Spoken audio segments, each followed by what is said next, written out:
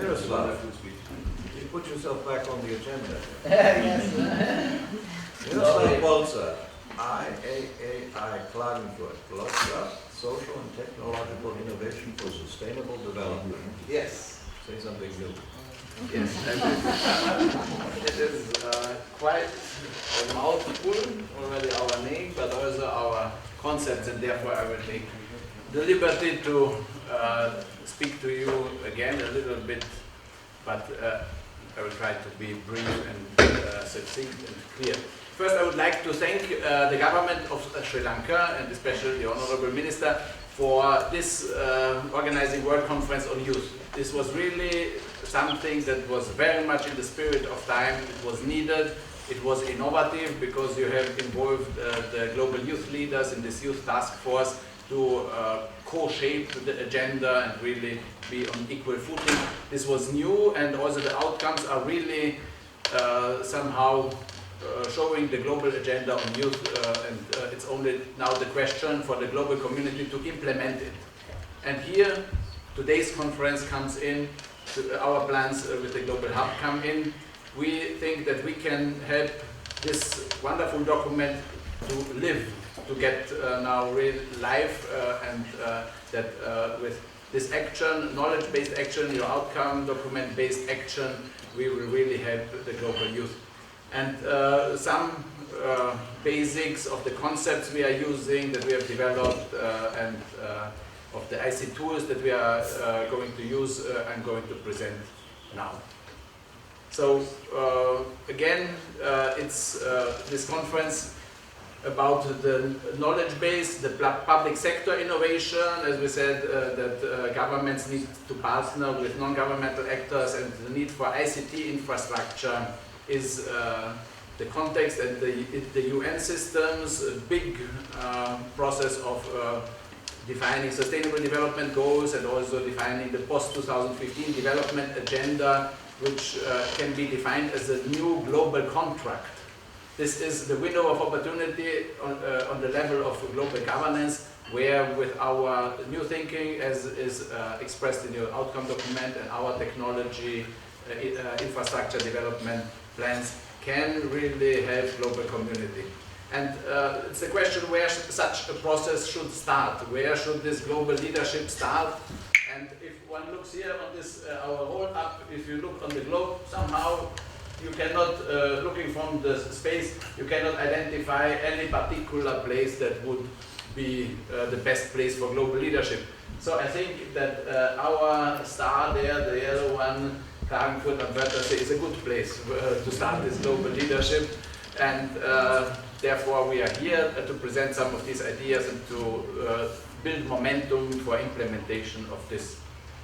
So our organization, IAAI, I think we will win a contest for the longest, the civil society organization with the longest name in the context of the United Nations system, is accredited to ECOSOC, Economic and Social Council, and UN Department for Public Information, and it's registered here in Klagenfurt as an association. We are developing and implementing science-based conceptual and technological innovations for local level resource mobilization for sustainable development, and connect it with global governance, with the programs and goals of the United Nations system. We have been heavily involved in Rio +20 UN Conference on Sustainable Development. We have, I personally have facilitated the Rio +20 Issues Cluster on Innovation, and we have organized Rio +20 Global Youth Music Contest, which started with a preparatory workshop in September 2011 here in Schloss Maria Loreto, and some of those early hour partners and members of the team are with us here today again. We have contributed in the last few months also to the process of formulating sustainable development goals, and what we tried to convince the governmental negotiators at the UN in New York was that they should, in the monitoring and reporting system for sustainable development goals, they should open up also entry points for civil society, even for youth. So it should not be only thinking about the governments write their reports, but that everybody of us can report what he or she is doing as a contribution to this sustainable development on local and global level. And on the other hand, giving these concerned partners of this Global Challenges Action Network feedback and incentive and societal recognition and even financial resources to do so. And then we've had another side event in January at the 7th session of the Open Working Group, and it was with Foresight Games and Information and Communication Technologies towards Sustainable Cities.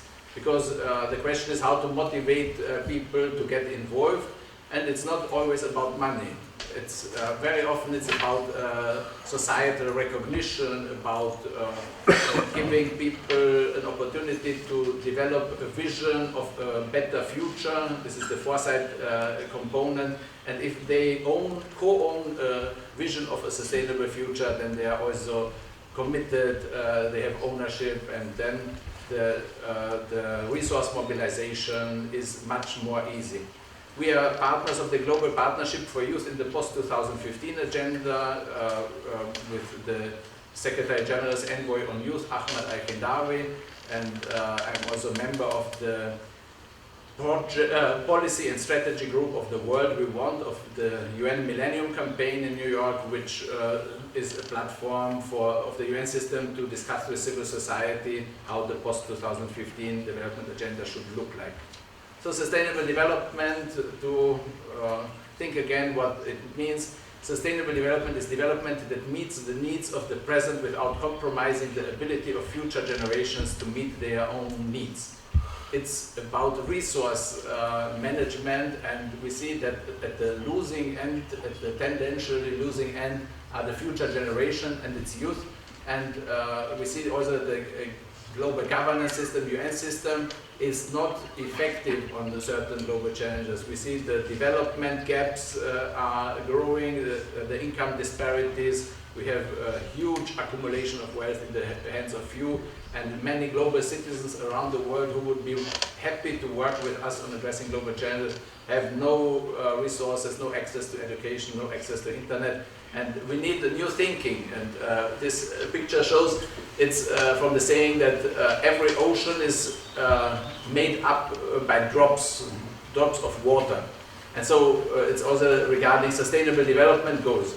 If we look at these huge dimensions of global problems, we think no, we can play no role, but actually these huge problems are a sum of drops, and if everybody of us tries to contribute positively to this ocean, then there can be a change, and that's what our organization is standing for. Everybody can and shall contribute. And then again the question of leadership, and it's here what is it about? It's the engagement and action of global citizens and local communities and cities related to United Nations Sustainable Development Goals and other UN goals, which is controllable, which is manageable with the emergence of modern information and communication technologies, but it's also the need to integrate individual, local, national and global levels in our conceptual frameworks and in our information system. And this, if somebody local is doing something that is a contribution to achieving global goals, then this is local provision of global public goods, so everybody can also be regarded as public service provider. And this is the public sector innovation, which will need to evolve in the years to come, so that really everybody who can contribute to solving global problems is empowered to do so. So the leadership with our GloCha Global Challenges Action Network, we try to have this global leadership, and we count on everybody to contribute with action to this addressing of global challenges.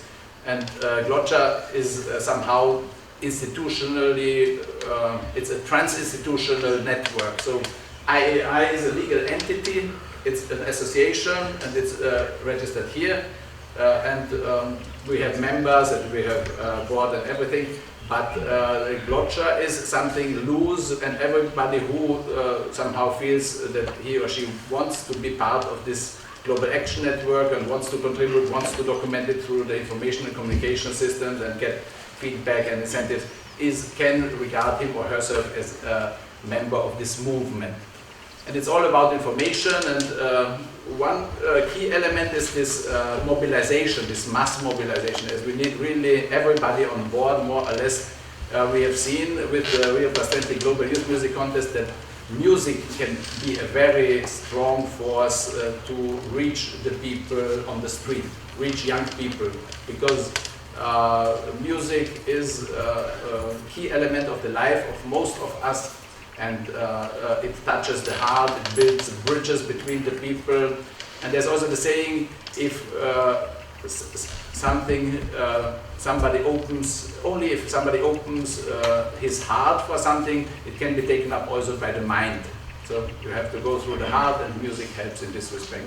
It's everywhere, and it's in the internet, and Klagenfurt, am Wörthersee, is the knowledge and technology hub, and there will be Global Challenges Youth and ICT centers as access points all over the world, and we have had 2 weeks ago in Accra in Ghana, West Africa, regional workshop on Global Challenges Youth and ICT, where the enthusiasm to join this Global Action Network and to establish Global Challenges Youth and ICT centers was overwhelming, and they have also resources there in district community funds that the young people are now asking their governments to channel towards establishing such centers.